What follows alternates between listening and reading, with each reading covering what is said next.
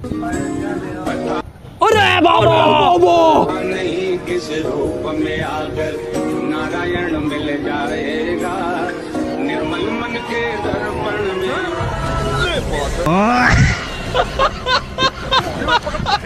Mat छोड़ो, तुम्हें एक बेवकूफी दिखानी थी बस पहले। कोई है इसमें? टाइल्स पे वाइट है क्या मेरे बालों का पूरा एक गुच्छा, जैसे वाइपर से साफ किया और उठा के लगा दिया या छिड़क दिया, पूरा एक गुच्छा दीवार पे टाइल्स पे चिपका है। दीवार पे आया हुआ है, आया हुआ है, बाद में लगा लेंगे। तुम शायद। देखो तो सही, मतलब मूर्खता किस हद तक कौन नहाने गया था है। इसमें पहले? आज लड़कियों का ही होगा। आज सुबह कोई नहीं गया। अब अगर तुम पूछते रहो तुम्हारी जिंदगी नरक हो जाएगी, लेकिन साला अगर कोई कोई बता बोलेगा, दे बाद कि में ये बड़ी काम बड़ी। मैंने किया है, बता ही नहीं सकता। वो बता नहीं कलर क्या था बालों का? बॉयज वॉशरूम में तो टॉयलेट सीट पे किसी ने पी करके रखा। पूछा तो कोई माने।